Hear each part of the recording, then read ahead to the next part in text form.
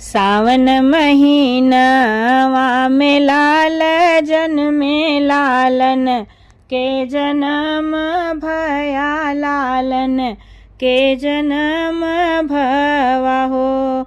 बहिनी अंगने में ठाड़ी ससुइया हो तब हुआ समझावई हो बहुआ समुझावई लागी हो। सावन महीनवा में लाल जन्मे लाल के जन्म भवा लाल के जन्म भवा हो। बहिनी अंगने में ठाड़ी ससुइया हो बहुआ समुझावई हो बहुआ समुझावई लागी हो। भादो महीनवा में छठ पड़ई छठ के बरत पड़ई छठ के बरत पड़ई हो। बहुआ ललही बरती या उठाई लिहू लाल छठियाई लिहू हो। भादो महीनवा में छठी पड़ई छठी के बरत पड़ई हो।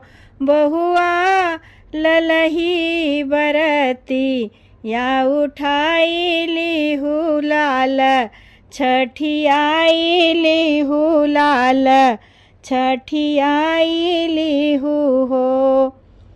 कुसवा मंगाई दीहू अंगने गढ़ाई दीहू अंगने हो। कुसवा मंगाई दीहू अंगने गढ़ाई दीहू अंगने हो। बहु एक हाथ कुसवा में गाठ दीहू छठी के मनाई लिहू छठी माई मनाई लिहू हो। कुसवा मंगाई दीहू अंगने गड़ाई दीहू अंगने हो। बहु एक हाथ कुसवा में गांठ दीहू छठी के मनाई लिहू छठी माई मनाई लिहू हो।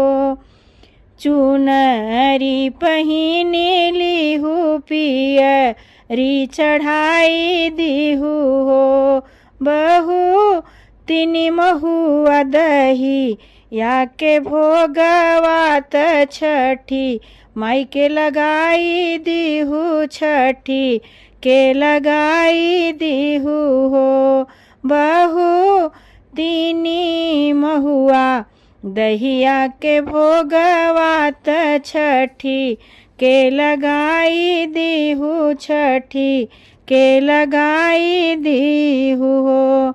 बहु बोवा जोता जिनी खाऊ हो तबोआ जोता जिनी जाऊ हो तबोआ जोता जिनी जाऊ नि हो।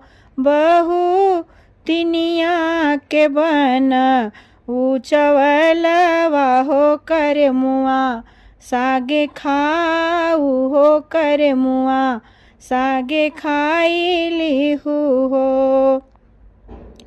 बहु तिनिया के बन ऊंचवलवा हो कर मुआ सागे खाई लिहू कर मुआ सागे खायू हो।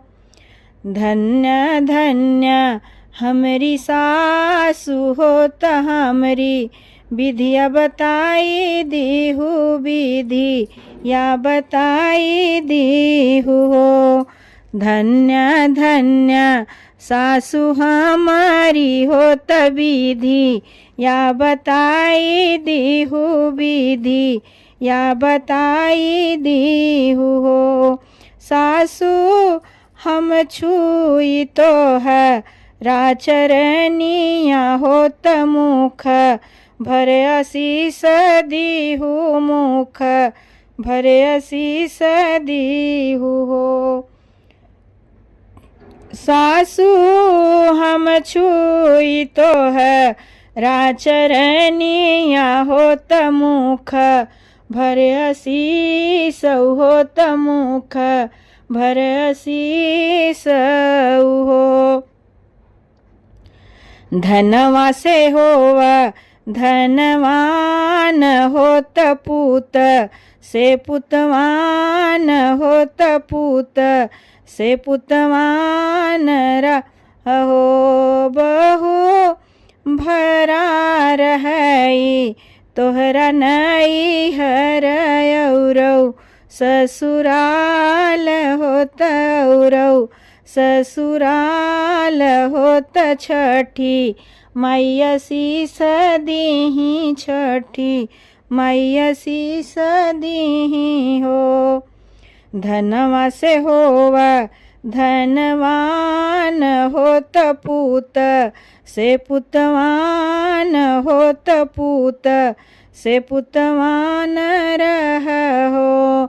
बहु भरा रहई तोहरा नई हर होत औरौ ससुराल होत औरौ ससुराल त छठी मैया शीस होत छठी मैया शीस दीही छठी मैया शीस दीही हो।